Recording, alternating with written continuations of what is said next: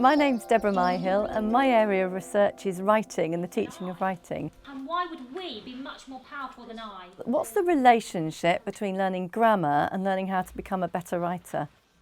There's been almost 50 years worth of research that shows that teaching grammar has no effect whatsoever on children's language use.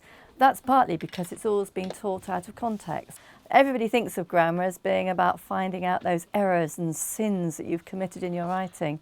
But actually, grammar is really a tool for looking at how language works. And what we've really been looking at is if you help children to understand the grammatical choices that they make in their texts and how those grammatical choices shape meanings and shape the relationship with the reader, does that help them to become better writers? Why do you think ending with anaphora is powerful? So one of our recent studies was a very large national study where we worked with 32 schools in the southwest and in the Midlands, and we did indeed find that that approach significantly helped children to become better writers. I think what we've done that is genuinely unique is that we've made that bridge between learning the terminology and being a language user, and we've worked with teachers to develop a pedagogy that enables those connections to be made. Why did I use that technique? Did I open with that technique for a reason? Did I close with that technique for a reason? So the key for me here really is that the students are very aware of what they're doing. They have much more understanding about the decisions they're making, so therefore they feel like they have more ownership over what they're doing because they've got it. At Pearson we develop products, services and training for teachers. Working with Deborah and her team, we've developed a Key Stage 3 series that's based on the pedagogy. We've used this to underpin everything we're doing in our resources and in our training as well. And by using an evidence-based approach, it's helped us to approach teachers in a different way from what we've done before.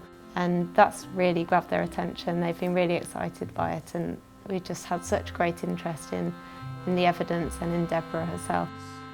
I think we were just extremely fortunate that our study ended just at the point at which a new government was coming in, and that new government happened to be very keen on grammar, and so we seemed the obvious group to be there informing policy development. And I would want to say it's not just us, there were 3 other people involved from other universities, so it's not just Exeter. One specific technique. Now what we're looking at much more closely is that mechanism of the interface between what the teacher does and how the children learn.